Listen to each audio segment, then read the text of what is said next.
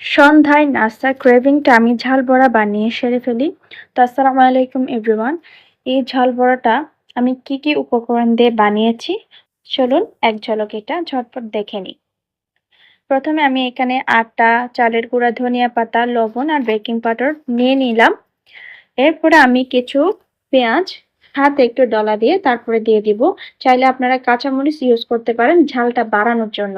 বাবু খাবে এজন্য আমি শুধু গোলমরিচ আর মৌরি দিয়েছি। তারপর এটা আমি ভালোভাবে চামচ দিয়ে মিক্স করে নেব। মিক্স করার পরে আমি এবার পানি দিয়ে একটা গোলা বানিয়ে নেব। পাতলা হবে, তবে বেশি পাতলা না। এটা ভালোভাবে আমি ফেটিয়ে নিচ্ছি। ফেটিয়ে নেওয়ার পরে 10 মিনিট রেস্টে রেখে দেবো, যেহেতু চালের গুঁড়া আছে এজন্য।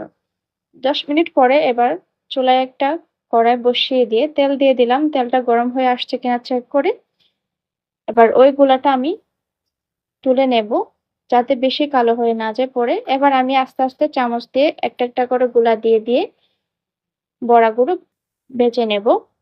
যখন এক পাশ ব্রাউন কালার হয়ে আসবে তখন একটু উল্টে পাল্টে দিতে হবে।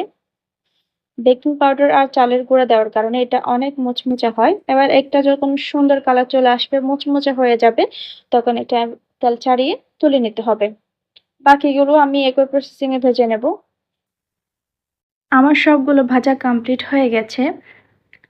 এটা উপর থেকে একদম মোচমোচা, ভিতরে অনেক সফট, খুবই ভালো লাগে খেতে। তো আপনাদেরকে আমি একটা দেখিয়ে দেওয়ার চেষ্টা করছি।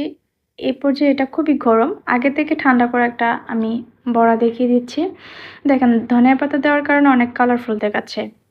তো ট্রাই করতে পারেন। ভালো থাকবেন সবাই, দেখা হবে পরে। আল্লাহ হাফেজ।